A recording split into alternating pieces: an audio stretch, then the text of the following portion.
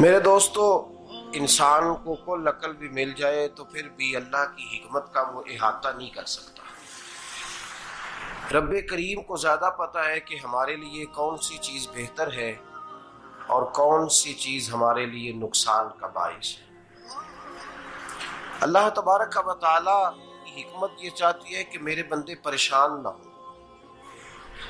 रब ये चाहता है कि मेरे बंदे किसी जगह पे भी दिक्कत और परेशानी का शिकार ना हो।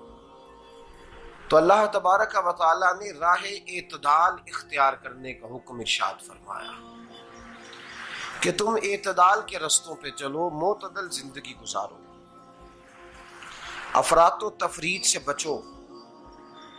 आज जिस माशरे में हम वक्त गुजार रहे हैं, इस माशरे में हम इस बात को समझने से कासिर हैं कि असल हमारा मसला क्या है।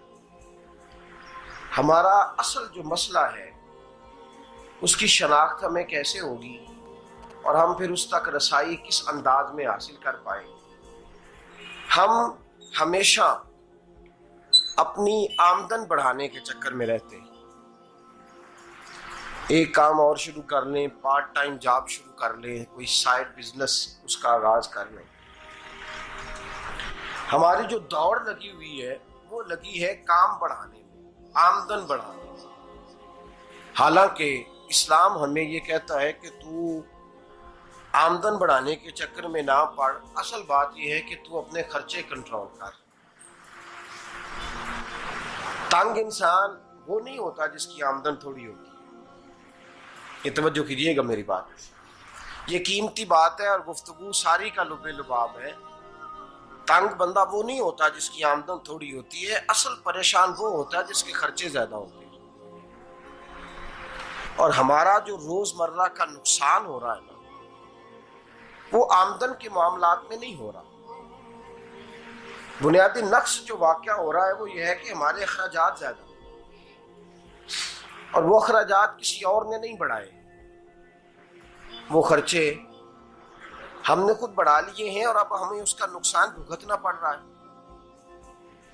और अगर आप सही मानों में टटोलें तो जो बहुत अमीर लोग हैं वो तो उन खर्चों से बच गए। मैंने बहुत सारे ऐसे खत्मात में शिरकत की है। मैं बहुत सारी ऐसी जगहों पे गया हूं कि जहां लोगों ने बड़ा मुख्तसर सा खत्म दिलाया है तो हो गया है खत्म।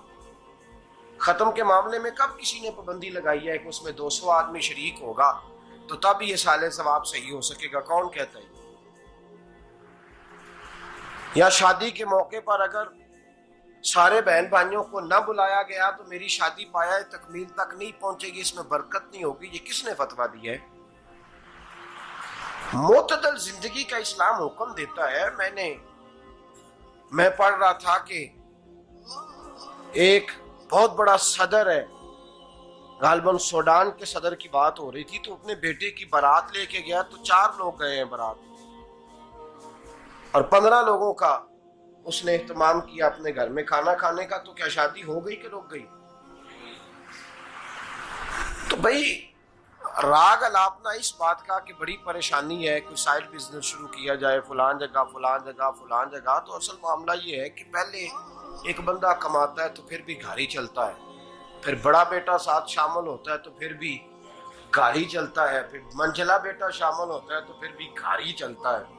जो रोना दादाजी रोया करते थे कि बड़ी मुसीबत है, बड़ी मुश्किल है, गाँव में रह अकेले होते थे और वो 5 बच्चों को और 4 बच्चियों को वो पालते थे, तो जो वहां परेशानी थी वही आज परेशानी शहर में आकर पढ़ लिख कर मोटी तनख्वाह लेकर वही परेशानी हमें है। तो मैं जिस नतीजे पे पहुंचा हूं इसको पढ़ के, कुरान मजीद की चंद आयात को देखकर और इस मफहूम की जो हदीसें कुतुब हदीस में पाई जाती हैं और हमारे बुजुर्गों ने हमें जो मिजाज इस हवाले से दिया है, मैं इस नतीजे पे पहुंचा हूं कि मसला आमदन का नहीं, मसला खर्चे का है। हमारे खर्चे बुनियादी तौर पर ज्यादा, और अगर फिर हम ज्यादा बोझ खवातीन पे डालते हैं कि वो मुतालबे ज्यादा करती हैं। और अगर आप मुझसे पूछें तो खवातीन की भी अगर किसी जगह कोई आदत खराब होती है तो उसमें असल किरदार उसका होता है जो वो आदत खराब तो क्यों अपने गले से उतार के आप किसी के गले में बात डालने के चक्कर में है? वो खवातीन की तबीयत नहीं ऐसी है। असल बात यह है कि हमने आदत डाली है, हमने ये मिजाज उनको दिया है तो उनका बना है, न कैसे बन सकता। तो एतदाल जब तक जिंदगी में नहीं होता, पानी प्यास बुझाता है, लेकिन एक गिलास ही हो तो प्यास बुझाता है। बाल्टी को मुंह को लगाएगा तो कपड़े भिगो देगा उसके। हालांकि पानी बुरी चीज का नाम नेमत है ना, बहुत बड़ी अल्लाह की, लेकिन प्याले में ही अच्छा लगता है। कोई मटका मुंह को लगाएगा तो तंग होगा, प्याला ही बेहतर है उसके लिए। तो मेरे दोस्त, मटके से भी बाज़-औक़ात काम चल जाता है, लेकिन अगर कोई कहे नहीं मुझे दरिया ही चाहिए तो उसका तो घर बह जाएगा, सारा घर बह जाएगा उसका। हमें दरिया काबू करने का मूड बनाया हुआ है तो इससे घर बहा करते हैं, इससे घर बना नहीं करते।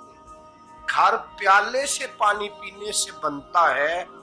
अगर तू दरिया पे कब्जा करने का मूड बनाएगा तो घर बनेगा नहीं, घर बह जाएगा।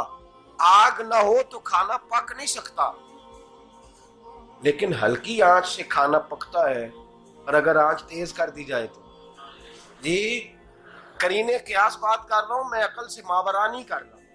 करीने क्यास समझाने के लिए मिसालें दे रहा हूं। हल्की आंच पे खाना पक जाता है और आग तेज हो तो खाना जल जाता है। तो खाना उतनी देर ही खाने के काबिल रहता है जब तक वो हल्की आंच पे पकता है। तू जितनी मर्जी तू कहता है नहीं मेरा गुजारे नहीं, आग तेज होनी चाहिए, तो मियां जल जाएगा, जल जाएगा। हवा न मिले तो सांस नहीं आती, ठीक है? ऑक्सीजन ना हो तो सांस है, हवा ना चले तो गुजारा नहीं होता। लेकिन अगर तेज जले ना,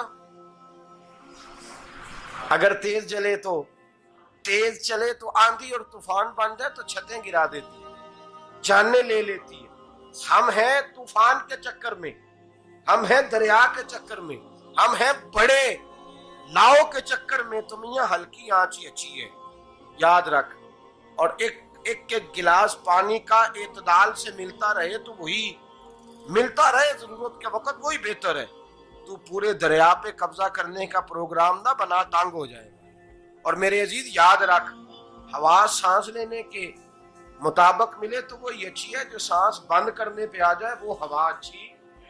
हमने चक्कर चला लिया है कि ज्यादा पैसा, रातों रात पैसा, लंबा पैसा, ये प्लाट भी मेरा, वो प्लाट भी मेरा, गुजरावाला भी, गुजरात भी, लाला मूसा खाड़ी और पिंडी तक जहां मैं जाऊं मेरे नाम की तख्तियां लगी हुई होनी चाहिए। इस्लाम मना